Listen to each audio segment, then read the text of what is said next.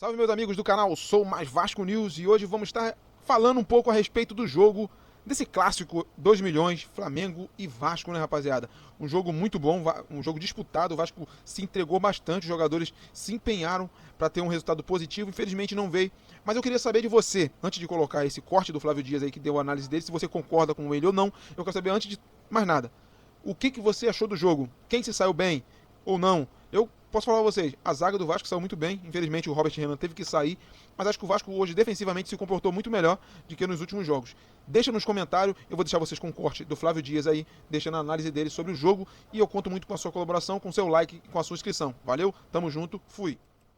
O que a gente pode falar do jogo, como sempre, é um jogo muito difícil contra eles, né? O Flamengo tem um time muito poderoso, tem um time muito qualificado, tem um time com jogadores muito acima da média, não fosse o líder do campeonato. Ninguém está contando mentira aqui. Para você jogar contra um time desse, você precisa equiparar na disposição, porque eles têm isso também, além de terem um time tecnicamente muito bom, tem um time muito disposto, um time que corre atrás, um time que luta, um time que briga, um time que corre, sabe? Então é um time que tem essa capacidade muito grande e exatamente por isso, se você não equipara e você fica assustado, eles ganham de você, eles atropelam. O Vasco tinha que jogar assim. Teve alguns jogos desses últimos 2 anos aí, Vasco-Flamengo, que o Vasco foi muito passivo em campo, sabe? Aquele 6-1 do Álvaro Pacheco foi uma passividade, uma falta de tesão, uma falta de gás, um negócio assim, absurdo, cara, absurdo.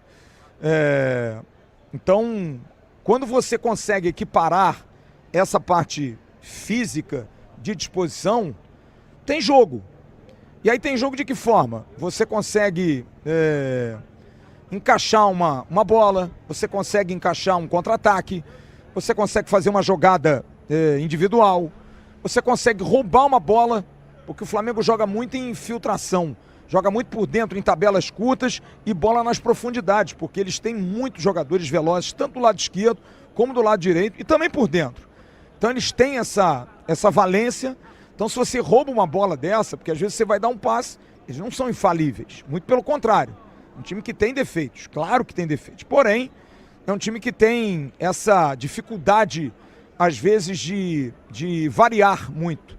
É um defeito que esse Flamengo tem quando você o incomoda, quando você faz dele um time previsível, eles se incomodam no jogo. Então o Vasco tinha que entrar jogando alto nível, cara. Tinha que buscar um alto nível de jogo. Mas em alguns momentos eu não consegui ver isso do Vasco desses últimos jogos, mas hoje o Vasco entrou assim. O Vasco faz 10 minutos iniciais de muita força, muita disposição. Eu fui muito contrário à entrada do Pablo Verratti, exatamente porque o Pablo Verratti é um jogador que traz essa previsibilidade. Você passa a ter ali uma referência que é sempre marcada. E nada contra o Pablo Verratti, mas o Verratti tem jogos e jogos, gente. Tem partidas e partidas, tem momentos e momentos. Então, hoje não era um jogo para ele, como realmente não foi. O Vasco melhorou depois que o Verratti saiu. Passou a gerar mais jogo, passou a ter mais opção, passou a dar mais trabalho ao Flamengo. Então, o Vasco conseguiu 10 minutos batalhar, lutar, mas aí, falhas individuais. O Flamengo tem muita qualidade, eles abrem o placar, 1-0, gol do Carrascal. O Vasco se assusta, sente nitidamente. Tem uma atuação pressionada, absolutamente pressionada. Mas consegue recuperar-se no jogo, novamente, por lances esporádicos de disposição. O Puma dá uma cabeçada numa bola cruzada que o Rossi faz uma grande defesa, a torcida vem junto, o time se empolga um pouquinho mais e logo depois, numa valência boa do Vasco hoje, o Vasco tinha bons cabeceadores, conseguiu empatar com o gol do Ryan num escanteio cobrado. A partir dali, termina o primeiro tempo e eu vejo um Vasco pelo menos equilibrado emocionalmente para segurar a pressão de um Flamengo, que eu falei isso no pré-jogo, viria com o time reserva, não é porque tô poupando os titulares não, é porque acha que pode ganhar do Vasco. É claro que sim, eles têm ótimos reservas, mas aí o que acontece? O Felipe Luiz começa a mudar e botar os titulares para jogar. bota os titulares para jogar. E aí vem aquilo que para mim é o mais irritante do trabalho do Fernando Diniz. A falta de visão ou a lentidão que o Fernando Diniz tem para mirar o jogo, ver o jogo. Ele é obrigado a fazer uma alteração que é a entrada do Lucas Oliveira no primeiro tempo, contusão do Robert Renan.